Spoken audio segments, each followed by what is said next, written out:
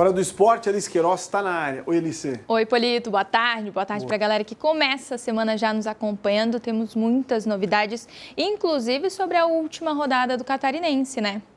Tô até com medo do que você vai trazer. Surpresas, infelizmente, negativas aqui se tratando da capital.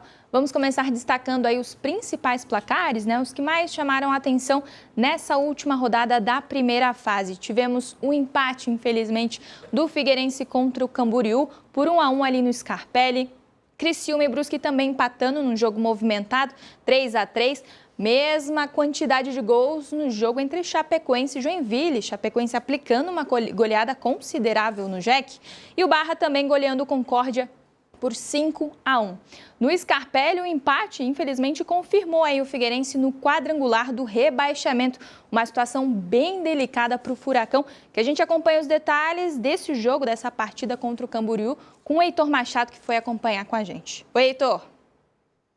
Fala, Alice, tudo bem? Um abraço para você, aos amigos do Balanço Geral. A missão do Figueirense não era das mais simples, o Figueira precisava fazer a sua parte, precisava contar com alguma combinação de resultados, mas nada disso aconteceu. O Alvinegro não venceu o jogo, empate por 1-1 diante da equipe do Camboriú aqui no estádio Orlando Scarpelli. O Reginaldo abriu o placar no primeiro tempo e o Igor Bolt empatou na etapa final.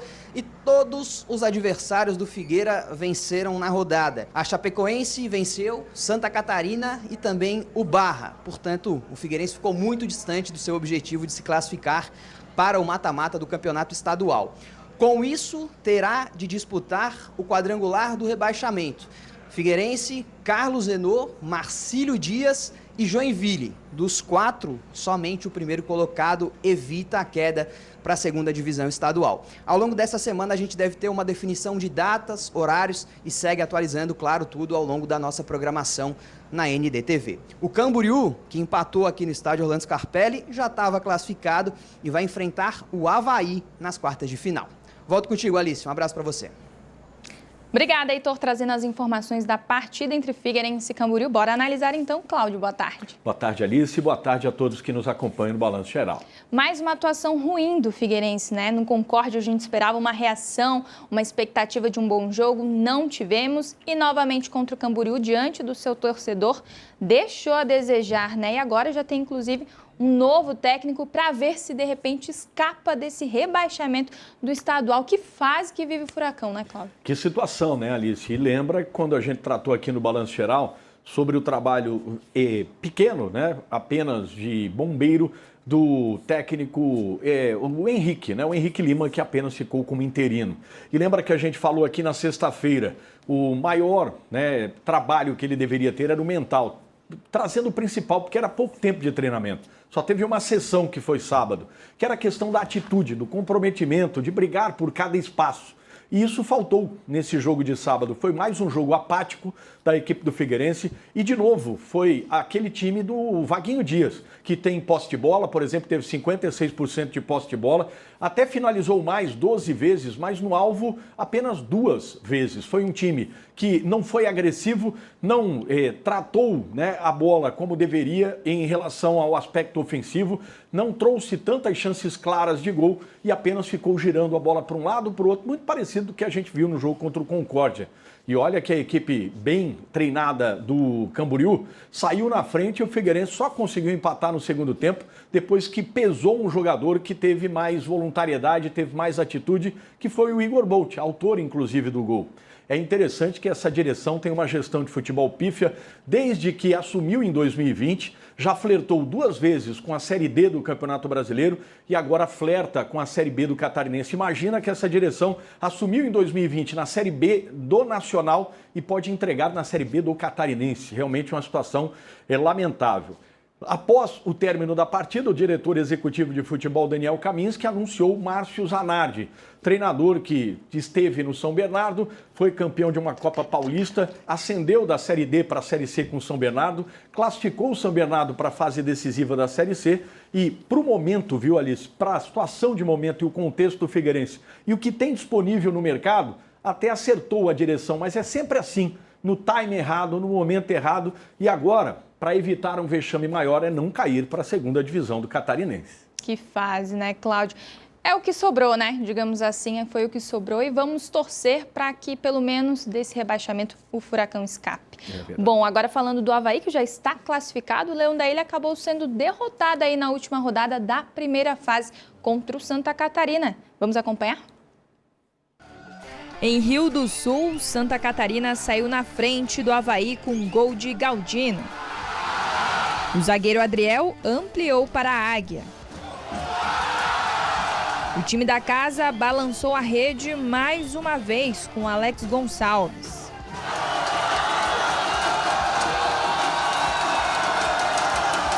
O Leão da Ilha descontou com o jovem atacante, Josmar.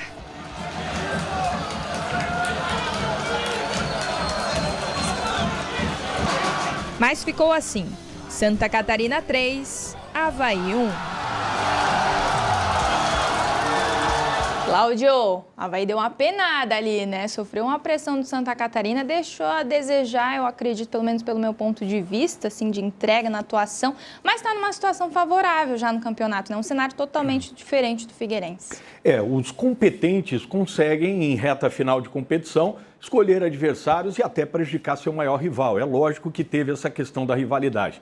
O Avaí foi com uma equipe muito modificada e não é parâmetro de análise, né? Para vocês de casa terem uma ideia, jogou o Cauã Fernandes, que jogou a Copa Santa Catarina pelo Avaí, né, da equipe sub-20, na lateral direita, na lateral esquerda, o zagueiro argentino Nicolas Cabral. A zaga foi toda nova, o recém-chegado Guilherme Aquino, chegou essa semana, já jogou como titular. O meio de campo todo alterado, né, com o garoto Cauã Dias à frente e também com o Ian, que acabou de chegar, né? Enfim, uma equipe muito modificada. Só o ataque teve os dois jogadores titulares da última partida, Gaspar e Taylor, e o Josmar, que começou o campeonato catarinense. Então você não viu entrosamento, não conseguiu ver jogadas coordenadas, o time não teve essa força que tem tido com o time principal, de marcação em linha alta, não deixando espaço para o adversário, naquela compactação, né? Um time que consegue se projetar para o ataque em variadas vezes. Não, o Avaí foi muito pouco agressivo, foi atacado e até o placar de 3-1 foi pouco, né? O Santa Catarina teve outras oportunidades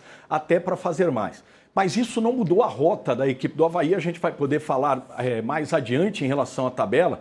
Agora, é importante dizer que na tabela de classificação, na classificação geral, que continua contando, o Avaí fica atrás de Santa Catarina e Brusque. Para frente, isso pode ter reflexo e a gente já vai falar sobre isso. Pois é, Cláudio, é aquele time alternativo que falta sintonia na hora de entrar em campo, né, de atuar em campo. Bom, já que você mencionou a tabela de classificação, vamos acompanhar como é que ficou aí a situação das equipes. Temos no grupo A o Brusque na liderança, né, com 12 pontos, com 10 o Avaí na sequência, o Camboriú com 9 e o Concórdia fechando ali os 4 com 7. Marcílio Dias e Joinville que vão enfrentar aí o quadrangular. Marcílio Dias com 6 e Joinville com apenas um pontinho somado no campeonato. Temos o grupo B, o Santa Catarina com 12 pontos, liderando, a Chapecoense com 11, mesma pontuação do Criciúma, que vem na sequência, e o Barra fechando os 4 ali que vão seguir para o mata-mata. E na zona do quadrangular, temos o Figueirense, infelizmente, que vai aí disputar, evitar o rebaixamento, com 7 pontos, e o Carlos Renault com apenas 4 pontos somados aí ao longo dessa primeira fase, né, Cláudio? No âmbito do Figueirense, o quadrangular da morte, o nome já diz, né? Quadrangular da morte, ou seja, uma competição fúnebre. 6 jogos para você cair ou não. Papelão do Figueirense, e agora o Márcio Zanardi está com essa bomba.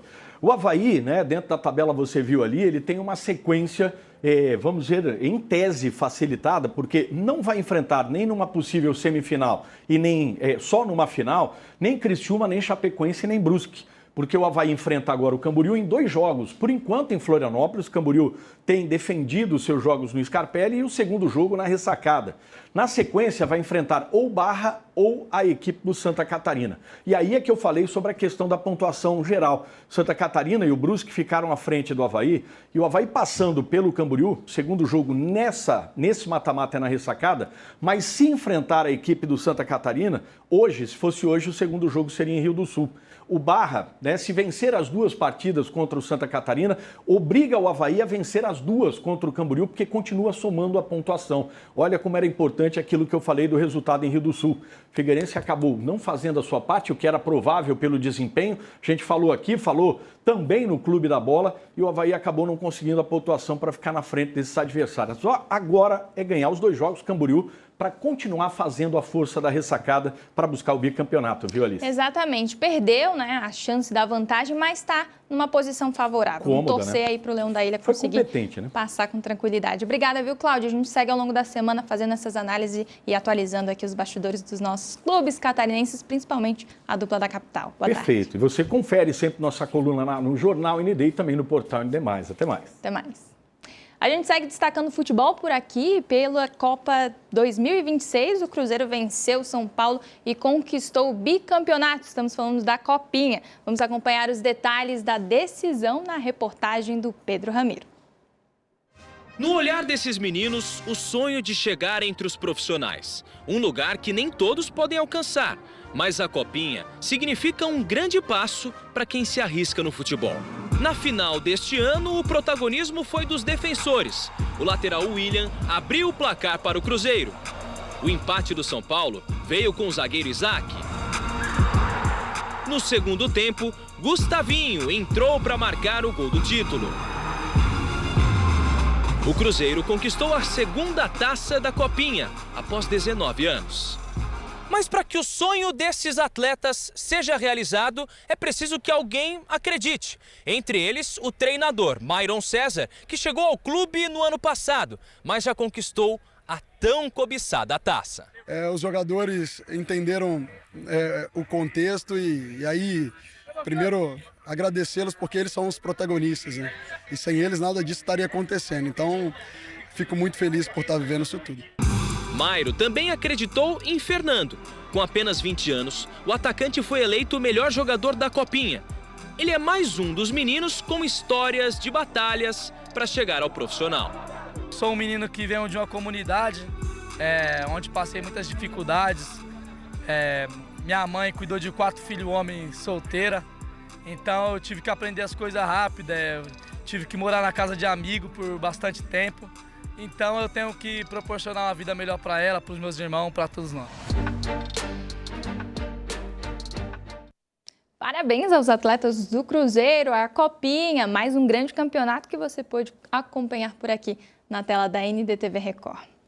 E no vôlei, a equipe da Elase, representante aqui de Floripa, acabou perdendo no último fim de semana para o Araucária, no Paraná, pela 8ª rodada da Superliga B.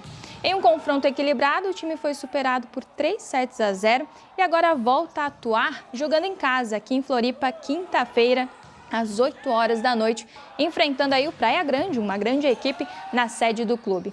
A entrada é gratuita, mediante uma doação aí de 1 quilo de alimento não perecível. Estão todos convidados para, claro, acompanhar aí nossa equipe de Florianópolis, que nos representa tão bem na Superliga B de vôlei. Polito, eram essas informações do esporte. Amanhã a gente está de volta com muito mais, inclusive se tratando aí dos detalhes do novo técnico do Figueirense, que vai dar coletiva de imprensa, e a gente traz mais detalhes aqui amanhã. Valeu, Alice. Até amanhã. Até mais. Até mais.